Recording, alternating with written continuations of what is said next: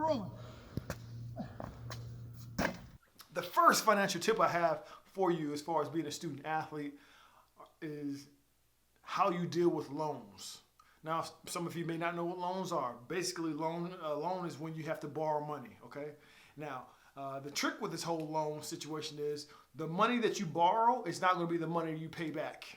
You're going to pay back more money than you borrow, always and forever, all right? They put interest on it. They put little things that allows you not to pay directly to your principal or directly what you actually borrowed, and that's how they make their money. Okay, and the longer it takes you to pay this off, the more interest they have to add on to it. So now you've borrowed, let's just say $50, but the interest on it is $50. So you got to pay $50 before you get to your $50. Okay, but when you go and borrow that, when you go to apply to borrow money to get a loan, let's say you want to, let's say that your classes, you need we're going to keep these numbers real simple because I'm not good at math. Well, let's say your classes are, it requires you to take out a $100 loan.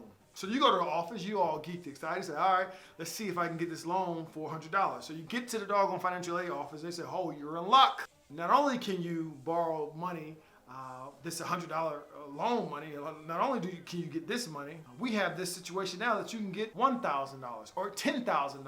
You qualify for that. You just pay back after college. It's no big deal. Just go ahead and get that $10,000.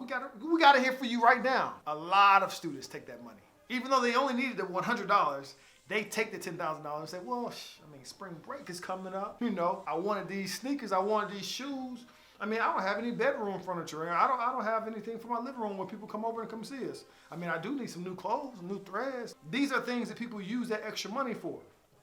But you only needed it for the $100 for this actual class. But you use it because you feel like, I qualify for it and I can just pay it back after college. Here's my rule. Do not get money that you want. Only get the money that you need. I know that it's tempting.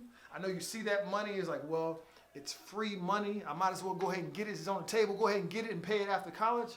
Don't do that. That is one of the biggest traps that not only student athletes, all college students, period, make. They see that money. They've never seen that kind of money in their life, like right there in front of them.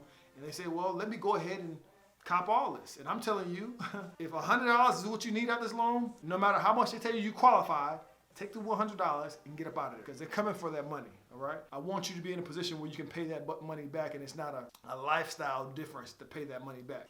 Number two, one thing that I wish I would have done because after I had got done playing basketball, I had 3 more classes to take in order to graduate. Now, since I was done playing basketball and my coach had transferred and went to a different school, I had to pay out of pocket for those 3 classes.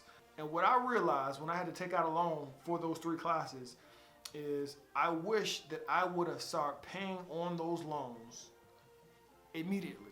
Because I was making money in college. I was doing summer gigs. I was finding a way to make money when I had the opportunity. But what I did was I waited until after college. Shoot, let me stop lying. I waited not only after college, I probably waited 5 years or so after college before I even touched the loans I took out for those 3 classes. Now here's the thing, interest is real. So that means if you borrow $100, right? If you borrow that and they charge you interest per day that you don't pay them back. And before you know it, you're there ready to pay off the $100 that you borrow, and it's like, nah, player, you gotta pay off this $300 before you get to this $100 because of interest, okay? So what I'm telling you is this. I don't care if you can only afford a nickel when you're in college to put on your student loan debt. If you can pay for it in college, then it will help you out so much more. And some of these loans, whether it's subsidized or unsubsidized, some of these loans, they don't start accruing interest until after you graduate anyway. And those are the type of loans you want to have. You want to make sure you try to get a loan that doesn't start charging you interest until after you leave college.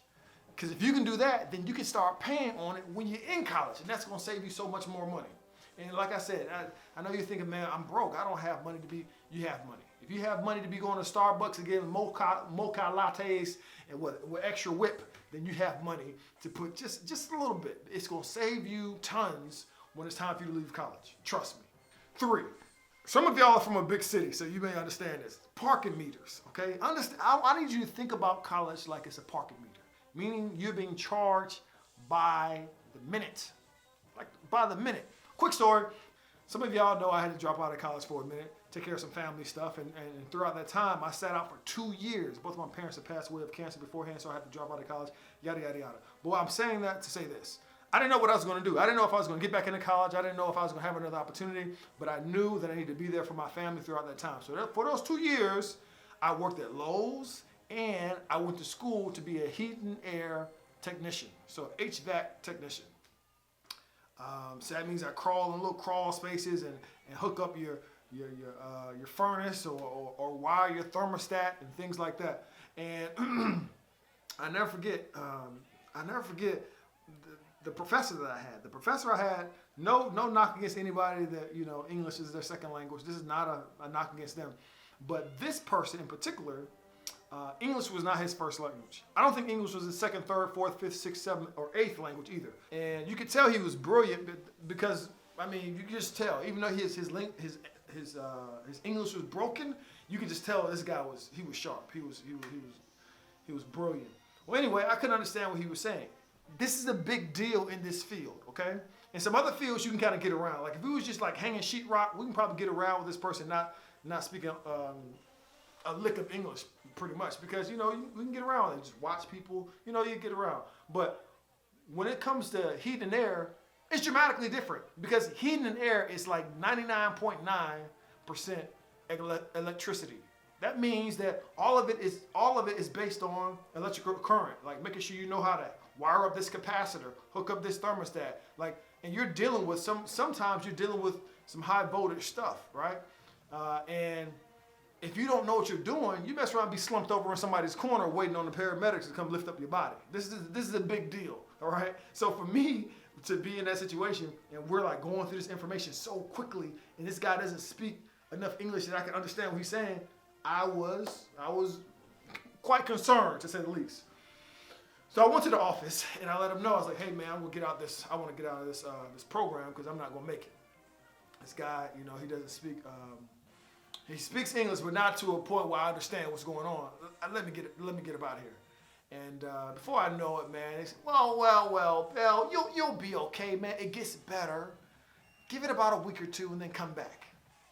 So, try to be respectful. I was like, "All right, man, maybe it'll get better." And he started bringing in guest speakers to come speak, and they speak English, So I was like, "Oh, this is gonna get better." Week 3, week 4, they start having him up there again, and he's really he can't speak a lick of English. It's broken. I can't really understand I have to literally look at his lips while they're moving for me to just get just a little bit of what he's talking about. I have no idea what he's talking about. Week 5, week 6 go on, right? I go back in the office like, "Hey man, I need you to help me out. I need to get up out of here. This is not working for me. I need to get up out of this class." They say, "Oh, well, Bill, it's getting better. Come on, it's getting better. We got some more speakers coming in, so on and so forth." So I go back out there again. Okay, now we at week 9, 10, and I'm still like, "Oh my goodness, what have I done?" By the time I made it back to the office again, I don't know what week I was at, but basically, now he showed me the chart, and basically the chart was, you've been here for so long that you might as well stay to the end because every second that you've been here, you've been accruing debt. You didn't even know it. Why didn't he tell me this the first time? Because it didn't make financial sense for him to tell me the first time. They want my money, okay? So the same thing is to be said for colleges and universities in the sense of you're being charged per minute. I'm exaggerating to prove a point, but you're being charged every day, okay? So you might say, "Well, I'm about to just, I don't like where I'm living. I don't like the dorm where I'm living.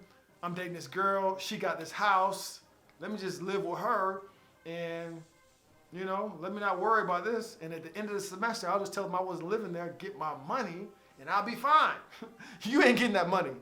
That money ain't going nowhere. That money ain't coming back to you. That money, you can kiss that money goodbye. Let me tell you what's going to happen. The university's going to say, "Well, We couldn't put anybody else in that room, so that room is occupied. Okay, so you're gonna pay for it. You may say the same thing about your meal plan. I don't use that meal plan. I never swipe my card there. Let me get my money back. It's not how it works. It's not how it works at all. Listen, all that stuff is going to be charged. You're charged by the minute. Okay, same thing with your classes. Same thing with your classes. You may say, well, I'm gonna wait to drop this class, and I'm not trying to tell you need to drop any class, but I am saying that you're being charged by the minute. So being indecisive costs you tremendously. You need to realize that it's like a parking meter, baby. You gotta pay to stay. You gotta pay to stay. Anybody gonna hold your hand? Anybody gonna tell you this? And this makes it even more important while you have to make sure you pay attention to whatever receipt you get, right? So your student account, you can't wait till the end of the semester and say, hey, this is on the account. Can y'all take it off? If they're nice, maybe they can, but oftentimes they can't. So realizing that you need to make sense of this, of your student account, and make sure you know where these dollars are going. Like, why am I being charged for this? Why am I being charged for the gym fee if the gym has been closed the entire time during COVID? No one is allowed in. At some university that may be the case. You need to be able to look at this often. You know how they always tell you to look at your email daily, okay? Or at least weekly. You need to make sure you're up to date on things. That's the same thing with your student account. You want to make sure there's no hidden charges or anything like that just could have got put on your account, because at the end of the day, it's going to be your responsibility. Number 4, I wish someone would have told me that it's okay to be broke in college, okay? It's okay, man. Listen, I feel bad for you, especially being in college right now, being a student athlete, or just being a college student, because with social media, you think you're missing out on things. You know, you think you're missing out on things because everybody wants to show their highlight of how everything is going, and you think that, man, I'm the only one that's broke around this month. I'm the only one that can't just get up and go to Chick-fil-A when I get ready, because I got to make sure I have money in the account. I may have an overdraft fee. Like, I'm the only person that's been eating noodles for a week straight. I'm the only person that my friend has to hold the back door to the cafeteria so I can get in, because I don't have enough money or enough food to eat, and I'm trying to eat in the cafeteria for free. Like, I'm the only person that has to go through that. And I'm telling you that you're not, number 1. But number 2, it's okay to go through those things. It's okay to go through those things. That last point I made about sneaking in the cafeteria, I'm not condoning that at all. And I definitely want to, I want to encourage you to look and see if your different universities have food pantries, because some universities have that, where you can pick up free food and things like that. But yet and still, through those tough times of not being able to eat as regularly as you want to eat, or eat the things that you normally want to eat, I just want to encourage you to know that it's temporary, right? I think colleges, I think some college students have this mindset that, you know, they're going to live the college experience and eat the things that they want to eat and whatnot, and they don't get that grit. They don't get that struggle that college is supposed to be about. The goal is to be able to eat things that you don't want to eat now, like top ramen nightly. The goal is to eat some of that stuff now, so after college, you don't have to eat that. If you would like that, you can eat it, but after college, hopefully, it's to a point where, you know, now you can start eating the things that you want to eat. But a quick way to rack up debt is to try to act like colleges are supposed to be a comfortable situation. Let me tell you something. College is not supposed to be a comfortable environment for you. College, if done right, is going to stretch you, right? It's going to stretch some of your own beliefs that you have about life. It's going to stretch you as far as socially. It's going to stretch you as far as academically. It's going to stretch you as far as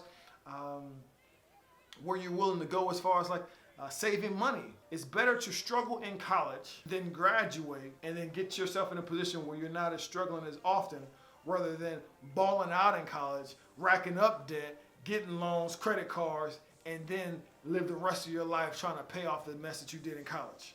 5, and my last tip is this. And this is probably the most important one, is this. Anybody that's in front of you, myself included, the things I talk about on this channel, your financial advisor, your academic advisor, your coach, your professors, all those people were in your shoes at one point in time. All those people were at a position in their life where they didn't know the things they know right now. right? So I know it's easy to get intimidated and to feel like, you know, I don't know this about, you know, the classes I'm supposed to be taking and how much they cost and my meal plan and how much it's going to cost to pay this or to live here. That can be intimidating. And I get it. You're new. Listen, it can be intimidating whether you're a freshman in college or whether you're a senior in college, right? You want to feel like you know what's going on. You want to feel like you're an adult and you don't want to ask all these questions. But what I'm telling you is ask questions. Everybody started at zero. No one was born and knew all this stuff. They had to learn all this stuff, okay? So don't feel intimidated, right? At the end of the day, like I said before, you're gonna be fitting the bill. This whole thing is a restaurant. This whole college experience is a restaurant. People are gonna give you suggestions about what you should do and you should do this, and they even may mean well. But at the end of the day, you swiping your card at the end of the day. You sticking that card in there in the chip and reading it and doggone signing it, right? It's gonna be debited from your account. So if that's gonna be the case, then shouldn't you have a very good grasp on how much you're getting charged and why you're getting charged and if you're getting charged? You shouldn't feel ashamed. And if you feel ashamed, put it to you like this: if you feel ashamed, who cares? You're not even gonna know a lot of these people once you graduate anyway. Nobody cares.